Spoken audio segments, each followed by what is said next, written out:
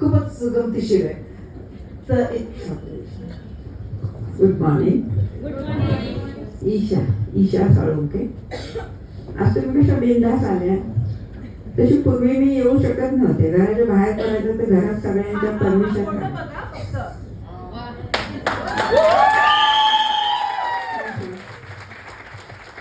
घरात ना पूर्ण रिस्ट्रिक्शन होतं. बाहेर जायचं असं 2 खांद्यावर पदर घेऊन मग जा. डोक्यावर घेतला तरी चालेल. हा म्हणजे टोटल ऑर्थोडॉक्स आपण म्हणतो ना की मागासलेले विचार असतात ना तशी फॅमिली. एज्युकेटेड पण तरी मागास. हा सगळे एज्युकेटेड. म्हणजे माझ्या पुतणे पायलट आहेत.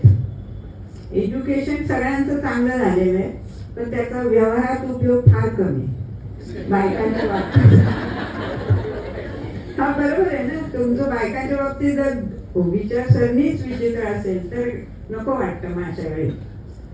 पण मी त्या प्रसंगात पण नवरा ऑफिसला गेला की माझं काम सुरू आणि नवरा घरात यायच्या आधी मी घरात असायचे. त्यामुळे मी असा काही बिझनेस करते हे माझ्या घरात कुणालाही माहित नव्हतं. ज्यावेळेस स्टार डायरेक्टर झाले आणि पहिल्यांदा फॉरेन ट्रिपला निघाले होते दुबईला त्यावेळेस आमच्या घरातल्यांना कळलं की ही काहीतरी करतीये. तोपर्यंत घरात कुणाला मी कळूच दिलं नव्हतं. कारण मिस्टर बँकेत सर्व्हिसला असायचे. त्यामुळे ते सकाळी गेले की ते संध्याकाळी कधी येणार हे माहीत असायचं. त्याच्या आत मी घरात आलेली असायची. मुलांचा काही प्रश्नच नव्हता. आजीजवळ चांगली राहायची मुलं. फरक फक्त एकच होता. मी काय करते हे आमच्या घरात चालणारं नव्हतं. स्पष्ट नाही होतं. जे काही करायचं असेल कुठला कोर्स करायचा असेल कर तू. म्हणजे मग सगळे कोर्स झाले. म्हणजे केटरिंगचे झाले, कॉस्मेटिक्सचे झाले, तुमचे पार्लरचे कोर्स झाले.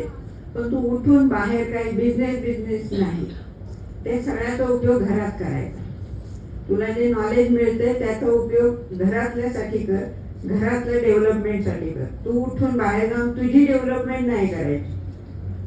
आणि तिथंच माझं सगळं काय म्हणतात नाही का माझ्या माहेरी तसंच होतं. असं नाही की फक्त सासरी. माहेरी असं तुला काय पाहिजे ते तू माग. पण तू उठून बाहेर जाऊन कमवायला नाही जायचं. मी घरात हँडीक्राफ्टचे क्लासेस चालवायची पण मला उठून बाहेर कुठं दुसऱ्या क्लासमध्ये जर बोलवलं काही मार्गदर्शनासाठी नाही. तू घरात बसायचं. आणि हे फक्त बायकांच्या बाबतीत. पुरुषांच्या बाबतीत नाही. ते त्यांचं सगळं करणार. बायकांना मात्र अलाव नसायचं. तुम्ही तुमची डेव्हलपमेंट घरात बसून करायची. मी एकदा असं ठरवलं होतं की काहीतरी वेगळं करायचं. पार्लरचा एवढा मोठा कोर्स केलेला होता मी की आपण एखादं पार्लर बघूया. तर सासूबाईंनी स्पष्ट सांगितलं घरात घाण नकोय. हा स्पष्ट सांगितलं होतं घरात. कारण हॉल होते, 2-3 रूम्स होत्या, त्यात करता आलं असतं. पण त्यांनी स्पष्ट सांगितलं घरात नाही. बाहेर जाऊन तू काही कर. मग बाहेर चौकशी केली तेव्हा 60,000 नुसतं भाडं होतं दुकानाचं. आता खूप वाढली. तरी 15 वर्षापूर्वीची गोष्ट आहे ही. पण मला ते काही करू देत नव्हतं. असं नाही. कर म्हणायचे. सगळं शिकायचं. तू सगळं कर. शिकायचं काय ते सगळं शिक. फक्त तू उठून बाहेर जायचं नाही. तू 24 तास घरात थांबायचं. आणि मला त्याचाच कंटाळा आलेला होता. काटकसरीला मी खूप कंटाळलेली होती. काही करायचं म्हणले की सगळी काटकसर त्या स्वयंपाकघरातच यायची. त्यामुळे कुठंतरी एक असं माइंड सेट झालं होतं की आपल्याला ना आयुष्यभर काटकसरीतच घालायचं की काय. पण नाही. ते म्हणतात ना मनी वसे ते स्वप्नी दिसेल. तसं माझं सगळं स्वप्नात तर दिसायचंच मला. पण नंतर लक्षात आलं आपण हे सगळं करूही शकतो. ज्यावेळेस पहिल्यांदा मी वेस्टेज बरोबर असोसिएट झाले म्हणजे मला जेव्हा वेस्टेज बद्दल पहिल्यांदा कळलं तेव्हा डोक्यात एकच होतं मला डायबिटीज मला काढून टाकायचं आहे. आणि खरंच कडुलिंबाने खूप चांगलं काम केलं होतं माझ्या शरीरात. आणि माझी शुगर खरंच कंट्रोलमध्ये आली होती. म्हणजे माझा डॉक्टर सुद्धा इम्प्रेस झाला होता की तू जे काही खातीयस ना ते खरंच तुझ्या बॉडीने ऍक्सेप्ट केले. आणि डॉक्टरने मला विश्वास दिला होता की तू जे खातीयस ना ते योग्य खातीयस. डाएटचा चार्ट बीट काही पाळला नाही मी. आजही नाही पाळत. मला जेव्हा वाटेल तेव्हा मी गोड खाते. त्याच्यानंतर 2 कडुलिंबाच्या गोळ्या पण खाते. म्हणजे मला ती भीती नाही आता की माझी शुगर आता आउट ऑफ कंट्रोल जाईल. मला दुबईला जायच्या आधी 1 आठवडाभर ऍडमिट केली होती माझी शुगर लो झाली म्हणून. मग आता मी ठरवलंय लो नाही करायची. आप राहिली तरी चालेल. त्यामुळं मी आता ते हे लक्ष ठेवले की आपली शुगर लो बी नाही करायची. आप राहिली ना ती कंट्रोल करता येते. लो झाली की ऍडमिटच करावं लागतं. ज्यावेळेस वेस्टेज मध्ये आले तेव्हा खरंच मला शुगरचा खूप त्रास, म्हणजे जवळजवळ 95 किलो माझं वजन होतं. आणि आता जेव्हा ते 64 झाले तेव्हा जो तो विचारतोय तू काय केलंस. मला वेस्टेजसाठी कधी कस्टमर ढुंढाळा लागला नाही. मी जिथे जाईल माझ्या होऱ्यात जो येईल त्याला मी वेस्टेजचं सांगायचे. मग तो 3 फुटावर कुठेही असू दे, जेंट्स लेडीज, मी कधी असा फरक केला नाही. पण एक आहे, माझं तोंड सतत चालू राहायचं. इतकं ना की शेवटी माझ्याबरोबर जर मिस्टर कुठे आले की त्यांना म्हणावं लागायचं ते वेस्टेज जरा बंद कर, आपण कुठेतरी आलोय. म्हणजे कुठे जायचं असेल तर मला घरातूनच सांगायचं वेस्टेज बोलू नको. माहित झालं होतं सगळ्यांना तोंड सुरू झालं की थांबवावं लागतं. स्टेजवर पण मला मॅडम नेहमी म्हणतात 4च मिनिटं. खरंच आहे. मला ना वेस्टेज बद्दल तोंड भरून बोलायला खूप आवडतं, कारण ह्या वेस्टेजनी मला हा प्लॅटफॉर्म दिलाय. एवढंच नाही, मी जी स्लिम ड्रीम झाली ती वेस्टेजमुळे झाली आहे. म्हणजे माझा शेप मला परत मिळवून दिला तो वेस्टेजने दिलाय. तिसरी गोष्ट, मला माझा जो कॉन्फिडन्स गेलेला होता तो परत मिळवून दिलेला वेस्टेज आहे. आणि मला माझ्या परिस्थितीत मी काय केपेबल आहे हे सांगून, ज्याला म्हणतो ना तुम्हाला सांगून समजणार नाही ते दाखवून द्यायचं काम मला वेस्टेजने केलंय. की मला जे वाटायचं आपल्याला काहीच नाही, आपण काहीच नाही. कारण व्हायचं कसं, सोसायटीतल्या बायका माझ्याकडे चावी ठेवायला यायच्या. काकू तुम्ही घरातच आहे ना, मकरंद येणार आहे. काकू तुम्ही घरातच आहे ना, अजय येणार आहे. म्हणजे त्यांची मुलं यायची असायची, त्यांच्यासाठी चावी असायची माझ्या घरात. त्यावेळेस मला त्यांचा जो एक शब्द असायचा, काकू तुम्ही घरातच आहे ना, तो फार लागायचा. कारण मी घरात आहे म्हणजे काय अपराधी करते की काय. म्हणजे एखाद्याला वाटतं ना बाबा असं काय विचारतात, काकू तुम्ही घरातच आहे ना. ऍक्च्युली त्या कन्फर्म करून घ्यायच्या की आहेतच ना घरात, ज्या बाहेर गेला तर चावी अडकेल, दुसरं काही नाही. पण मला तो शब्द लागायचा. आणि एकदा सहज मीना मॅडम आमच्या समोरच्या सोसायटीत वेस्टीची मीटिंग घ्यायला आल्या होत्या. मला इन्व्हिटेशन मिळालं होतं आणि त्यात सांगितलं होतं तुमच्या स्किनमध्ये फरक करायचा असेल तर तुम्ही या मीटिंगला या म्हणून. तुमच्या स्किनवर जर डेव्हलपमेंट करायची असेल तुम्हाला तर तिथे या म्हणून. आणि खरंच मला ते वाक्य खूप आवडलं होतं म्हणून मी गेले होते.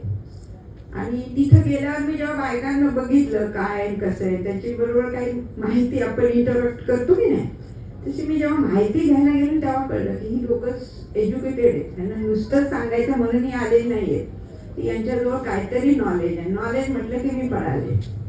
मग मी विचारलं नाही घरात मीटिंगला जाऊ का काय, काही नाही, मला माहिती घ्यायची म्हणून जाते. आमच्या घरात शिक्षणाला किंवा एखादं संमेलन आहे, तुम्हाला ऐकायचे काही विषय तर तुम्ही जाऊ शकता, तिथं अलाउड आहे तुम्हाला. आणि ज्यावेळेस माझ्यावर ही वेळ आली होती ना त्यावेळेस पहिल्यांदा इम्प्रेस झाले होते मी. आणि मग माझ्या या मीटिंगमध्ये मी यायला, मला इन्व्हिटेशन आलं की मी जायला लागले. घरातून बाहेर पडायला एकच मार्ग होता, ही इन्व्हिटेशन्स. आणि मी जेव्हा बाहेर जायची ना त्यावेळेस घरी येताना काहीतरी वेगळं शिकून आलेली असायची, नुसतीच गेलेली नसायची. मला खरंच एक खूप तुम्हाला करायची ती वाईट पण वाटत असेल, माझ्याकडनं एक सवय होती, जे काही मला बाहेर शिकायला मिळालं ते मी पॉइंट आउट करून घ्यायची. नोटबुक, छोटीशी नोटबुकमध्ये लिहून घ्यायची, काहीही असेल ते, कुठलंही ट्रेनिंग असेल, एखाद्या सत्संगाला जरी गेले ना मी काहीतरी घेऊन यायचे. मला ते लिहून घ्यायची सवय पहिल्यापासून आहे आणि ती मी घेऊन यायची.